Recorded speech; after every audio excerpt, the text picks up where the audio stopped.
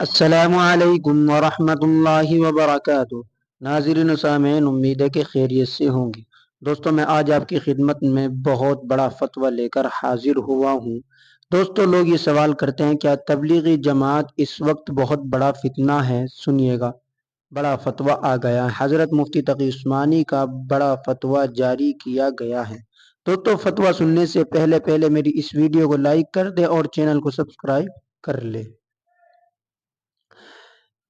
دوستو، آج میں آپ کو یہ بتا دوں کہ تبلیغی جماعت اس وقت فتنہ ہے یا نہیں۔ چلیے سنیے گا، بسم اللہ الرحمن الرحیم۔ اسلام کا یہ اصول ہے کہ جہاں سے نیکی پھیلتی ہو اس کا ساتھ دیا جائے، اور جہاں سے بدی کا راستہ پھوٹ پڑتا ہو اس کو روکا جائے۔ قرآن مجید کا ارشاد ہے، تعاونوا علی البر والتقوی ولا تعاونوا علی الاثم والعدوان۔ اللہ کے رسول کے بعد دین کو پہنچانے کی ذمہ داری اس امت پر عائد کی گئی ہے۔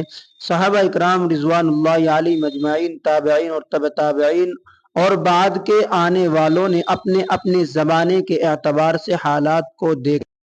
اب بات آتی ہے تبلیغی جماعت کے طریقے پر گفتگو کریں گے، جس کو علامہ سید سلمان ندوی رحمۃ اللہ علیہ نے بیان کیا ہے۔ انبیاء کی دعوت کے انہوں نے 8 اصول بیان کیے ہیں۔ نمبر 1، سب سے پہلا اصول یہ ہے کہ انبیاء اکرام اپنے کام کی اجرت اور مزدوری کسی مخلوق سے نہیں چاہتے۔ نمبر 2، ان کی تبلیغ اور دعوت کا دوسرا محرک بندگان الہی پر رحمت اور شفقت اور خیر خواہی کا جذبہ ہے۔ ہندو کے تباہی دیکھ کر ان کا دل کھٹکتا ہے اور دل یہی چاہتا ہے کہ کسی طرح وہ سدھر جائے۔ نمبر 3، تیسرا اصول یہ ہے کہ نرمی اور سہولت کے ساتھ کام کیا جائے۔ نمبر 4، دعوت کے اصول میں الاہم فلاہم کی ترتیب مد نظر ہو۔ جیسے اللہ کے رسول صلی اللہ علیہ وسلم نے جب تبلیغ شروع کی تو توحید اور رسالت اور آخرت پر توجہ مرکوز کی۔ نمبر 5، داعی کو اس بات کا انتظار نہیں کرنا چاہیے کہ لوگ ہماری خدمت میں آ کر ہماری دعوت سے مانوس ہو جائیں، بلکہ آپ داعی ہیں تو آپ لوگوں کے پاس خود پہنچ کر اپنے دعوت کے فریضے کو انجام دینا چاہیے۔ نمبر 6، اسی طرح دین کی طلب اور تبلیغ کے لیے ترک وطن کو چھوڑ کر کے ایسے مقامات پر جانا چاہیے جہاں دین حاصل ہو سکے، پھر وہاں سے لوٹ کر اپنے وطن میں آ کر اپنے قبیلوں اور قوموں کو فائدہ پہنچائے۔ حضرت صلی اللہ علیہ وسلم کے زمانے میں مسجد نبوی کے چبوترے پر اصحاب صفہ کا حلقہ تھا۔ جن کا کہیں گھر نہیں تھا وہ رات کو کسی کے پاس دین کا علم سیکھتے اور ضرورت کے وقت مختلف مقاموں میں بھی مبلغ بنا کر کے بھیجے جاتے۔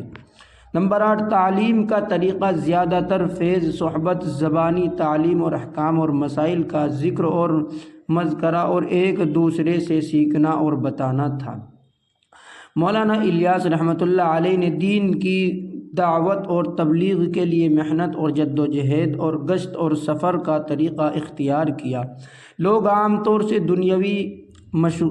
دنیاوی کاموں میں مشغول پھنسے ہوئے تھے۔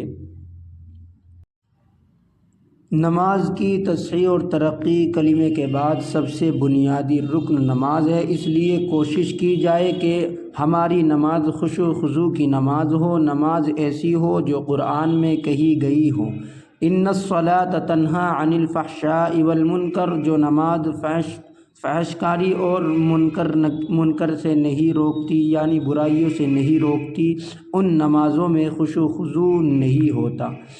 علم اور ذکر، یعنی ضروری علم کو حاصل کرنا اور اس پر عمل کرنا۔ ذکر کے لفظ کا مطلب یہی ہے کہ علم پر عمل کرنا ذکر ہے، اور عمل کے بغیر علم اعراض اور اس علم سے اللہ کی پناہ مانگی گئی ہے جس کا کوئی فائدہ نہ ہو، اور اس دعا سے اللہ کی پناہ مانگی گئی ہے جس کو قبول نہ کیا جائے۔